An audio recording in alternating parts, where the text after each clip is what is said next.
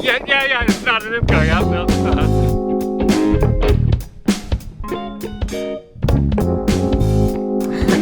M Light.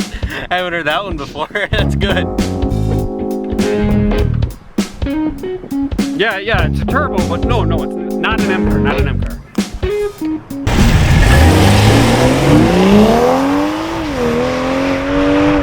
Hello everybody and welcome back to Performance on Wheels. Today we are reviewing not an M car. It's absolutely not. No, it's an M actually car. it's a little bit embarrassing that we have something that's so unperformance related on our channel. We're gonna give it a shot though. Yeah, we're gonna give it a shot. It is a bit embarrassing that BMW even put an M badge on this car, but yeah, let's see. So when I was seeking this car, I went on to BMW's website when I was getting familiar with all the options, all the trim, and I clicked on the M Performance page, and I didn't find this car on there. No? Like it was not on that page. I had to go to the 2 Series page to find the trim of the M240i. So clearly, not even BMW thinks that it's an M car. I did pull it up on my phone here, and it does come up on the M page now. So maybe the tides have shifted a little bit. You know what it says? How BMW describes this car on their page? I don't. It's the Athlete. It's a BMW M enhanced by M engineers. It's enhanced by their engineers. So guys, even though every single part about it is different from the standard, it's just enhanced. It is enhanced. It's the true Athlete of the lineup. So this video is spawned because Car and Driver actually, they just released an article, which was a fabulous article. I really enjoyed it. It compared this to all sorts of current coupes on the market. Yeah, the best sports car under 60,000 was the MO of the article. We did a video on the best sports car under 60 grand, so you kind of know where my thinking was. But I want to break down their article because I think it was really timely, and what is unique about it is all those vehicles were vehicles I was literally cross-shopping. Yep, so the new Z, the Mustang Mach 1, and the Supra, and this. Yep, absolutely. There's a couple other cars that didn't quite fall into the category in that segment. Or let me rephrase that. There's a couple cars that do fall into that category that were not in the article, but these were truly 4 cars that I was looking at buying. Yeah, like actually, he was actively looking to buy each one of these cars. This isn't some gimmick. We were in the market for pretty much every one of those. Yep, I'm gonna go through each of the cars, why I didn't choose those and why I came up with this in the end. That's what we're gonna do in today's video. Let's get into it. What do you think about the window tint? I'm a fan of it. I do really like it. It looks really good on the white. Yeah, the dealership wanted to charge me like $800 out of the box to put it on. I got all of it done for like $340 once I brought it back home. I was intending to only do 50%, which is legal here in Minnesota. Yeah, well, but it looks pretty good at like the 25, right? Oh, I think it's 50. Oh, it is 50. That's right. Yeah, it's 50. So anyways, guys, we're going to get started. Let's talk about what Car and Driver rated as the #1 car, right? Yep, the Mustang Mach 1. I'm going to give my opinion on why I chose the order that I chose versus what they chose, but just stay tuned for that. I think I have a really good point. Let's also say we've pretty much driven every one of the cars on this list other than the Z. We drove a GT Performance Pack, which is basically the same car as the Mach 1. Absolutely. So just saying, the only car we have not driven on this list is the Z. Kind of hard to come by right now in July of 2022. There's some out there, but they're like all manufacturer cars. Yeah, exactly. So anyways, that Mach 1, awesome car, awesome performance. V8, obviously, handling's over the top, awesome. The 5.0 in that car is absolutely amazing. It is fed through an amazing transmission. It's just a great car all around. The issue with the Mach 1 in that segment is the interior. It really is. It's just a huge downfall of it. Yeah, and I'm definitely going to touch on that when I start summarizing why I led to this. But the M240i, it holds its own. It's like a second faster 0 to 60. Very impressive. A second faster in the quarter mile. The Mustang's going to win around a track. I won't even try to dispute that in any manner. So when I was looking, height of the pandemic, the car market's through the roof, 2022, can't find one of these. Hard to find a Supra. The Z doesn't exist. And here I am finding 2021 Mustang Mach 1s on lots. This is in 2022, just to make that clear, at discounted rates. Yeah, like when I thought that was interesting. Like when I went to pick this car up, they had a sticker in it for 20 grand over MSRP. I didn't pay that. I will only pay MSRP for a car. But like that tells me something. Like out of all the cars out there, if this car is so amazing, why is everyone else in the same bucket that even a full model year later, it's sitting on the lot? So that in itself, I still pursued the car just thinking I could get a smoking deal. They had it, I think at the point they had it at like 3,500 under MSRP. Yeah. And I was like, if they give me 5 grand, I'll go buy it. Which blows my mind because in the exact same segment, the Camaro, you can't get any of those new right now either. So that's just very interesting to me. I'm not sure why that is. So we took the Supra for a rip, and they had, Car and Driver had that as their second choice out of the 4 cars.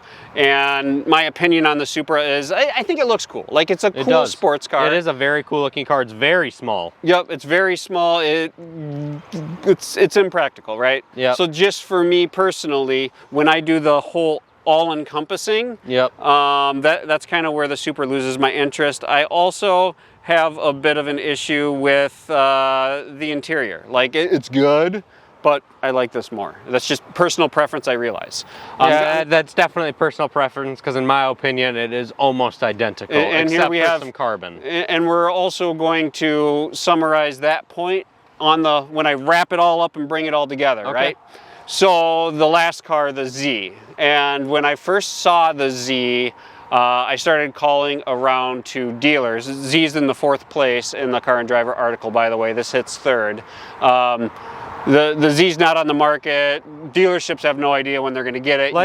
You can't put a hold on it. Just before we even get into the Z, I want to say it is beautiful. Yeah, it is a great looking car. Front, back, even some of the interior looks great. I prefer the exterior over the interior. I wish they would have done a better job on the interior, is my opinion. Yeah, from a distant shot, it looks amazing. When you start looking close, it looks like 2010 Nissan. And then when you understand what the platform of the car is, and that they really just carried over parts that have been around for like 10 plus years. Yeah, since like 2008, from like the 350 to the 370 to now just the Z, and it's all really just the same car. Yeah, it looks cool, but at the same time, it's like it's the same car. It's the Q50, the whatever.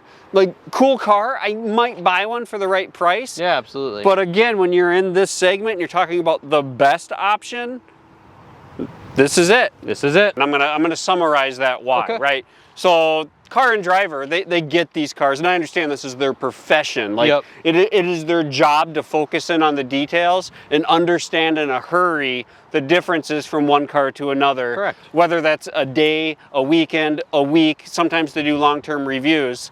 I agree for the most part with their assessment if you own the car for a weekend. Yeah. Like, I agree with that. Like, if I was going to go out and rip it up for the weekend or go canyon carving or whatever the case may be, I want to do it in a Mustang, right? Yeah.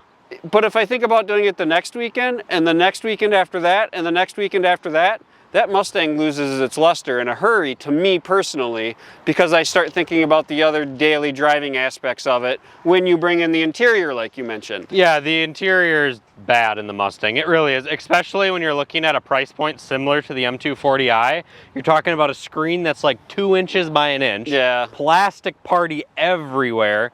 The seats are cloth in the low trim close to this price point. Right. So the Mustang does an awesome job of just like this performance experience. It's a track car. That's it. Yeah, my opinion is it's lacking luster when you bring everything else. So that's my summary on the Mustang. I mean, it comes with cup tires on it. In my eyes, if it's going to be a car I'm going to daily drive, I put the Mustang in 4th place. So I do the complete opposite of Car and Driver. I also thought it was interesting that there was a few comments on there of people complaining to that as well. You basically just put the most fun car on a track as 1st place is what some of the people claimed. But when you take the whole thing into account, then that's out of the picture.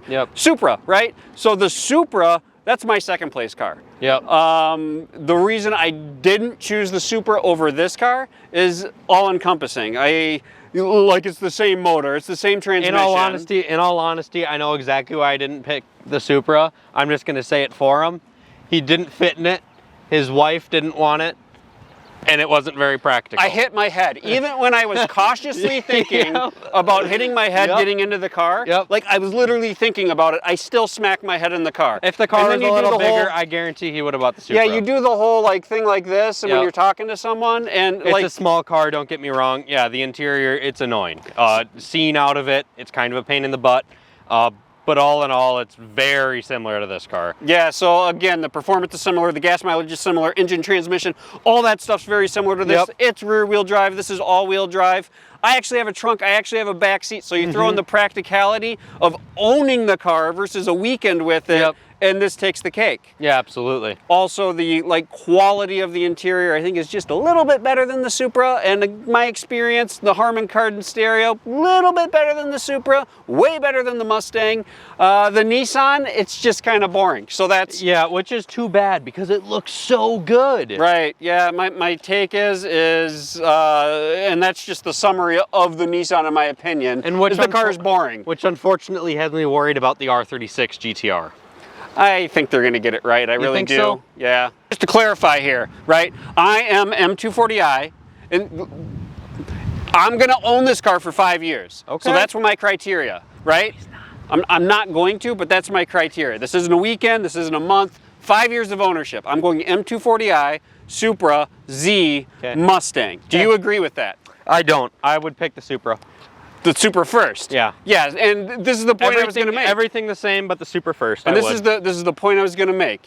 You're 20 years younger than me, right? Yeah. So you're at a different stage in your life where I'm getting to the point where I like the sound system, I like the little bit finer materials, maybe the little bit better tech. I'm digging that, and you're still Mr. Raw, I don't mind hitting my head. I still got good hips, so I can get out of the thing every day. I mean, if you want to take it for granted, my dream car is a Dodge Viper. And that's miserable to get out of. The Supra's a baby step to learn how to get out of the car properly. Correct. And but I do have to work on the burning thing. The Supra, I'm not going to experience that, but when I get out of my Viper someday, I might burn my butt getting out. Absolutely. Guys, thanks for tuning into the video. Let's start it down in the comments below. I want to know if we're on the same track of what your opinion is. Which of those 4 cars would you have chosen, 1 through 4, for a car you own?